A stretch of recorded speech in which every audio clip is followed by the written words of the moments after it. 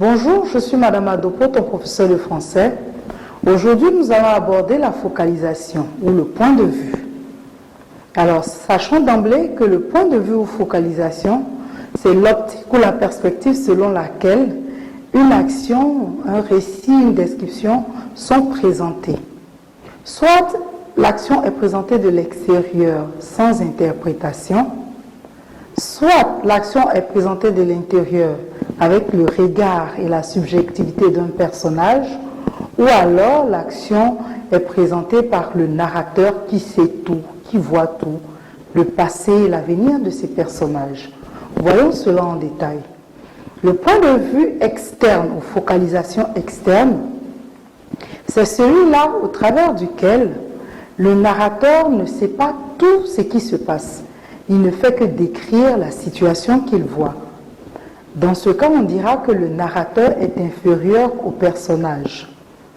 Prenons un exemple. Tu vas à l'école et sur ton chemin, tu rencontres des badauds qui se disputent. Tu ne sais pas pourquoi ils le font, tu ne sais pas qui ils sont. Et lorsque tu arrives à l'école, tu expliques à ton ami de classe ce que tu as vu. C'est cela la focalisation externe. Tu ne sais rien des personnages, tu ne connais ni leur passé, ni les raisons pour lesquelles ils se disputent, ni leur avenir. C'est cela la focalisation externe.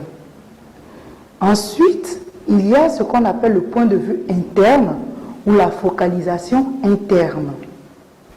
Dans ce type de focalisation, l'action est perçue au travers du regard d'un personnage. Ce sont donc les émotions du personnage, ce sont les pensées du personnage, ce sont ces sentiments que le personnage traduit au travers de ce qu'il décrit. Par exemple, tu es à la maison et ton père t'appelle par rapport à une leçon que tu n'as pas apprise. Quand tu arrives à l'école et que tu dois traduire cela à ton ami de classe, tu lui rapporteras tout ce que tu ressentais.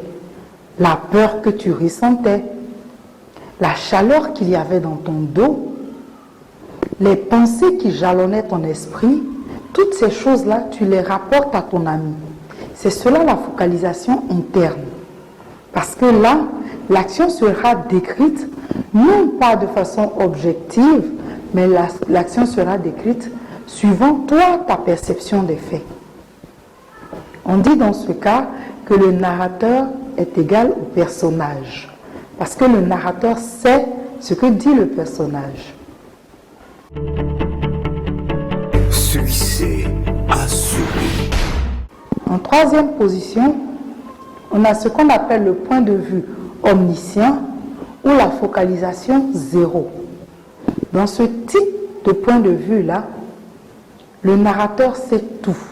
On dit que ce type de point de vue correspond à une absence de focalisation. Parce qu'ici, le narrateur sait toutes choses. Il voit tout, il connaît le passé, l'avenir de ses personnages, il connaît leurs émotions, etc., etc. On dit dans ce cas que le narrateur est supérieur au personnage parce qu'il sait au-delà de tout ce que peuvent savoir tous les personnages réunis. Je prends un exemple.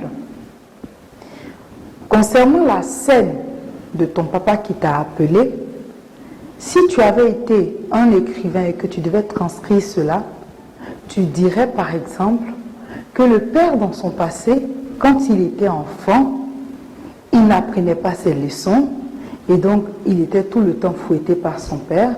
Par conséquent, il voudrait que son fils à lui soit meilleur que lui à l'école, etc., etc.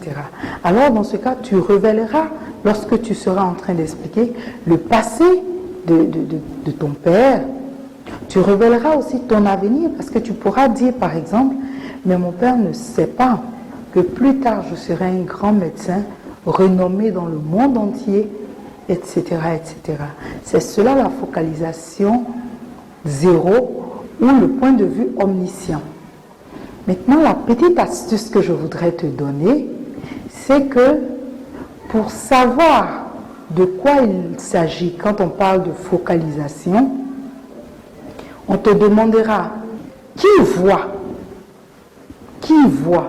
de sorte à ce que tu saches qu'il s'agit de focalisation. Mais lorsqu'on devra te parler du narrateur, on dira qui parle dans ce test. C'est le narrateur. Mais qui voit, alors, dans le bout de test que tu auras, il sera question pour toi de dire si c'est le narrateur ou le personnage qui décrit l'action dont il est question. À très bientôt.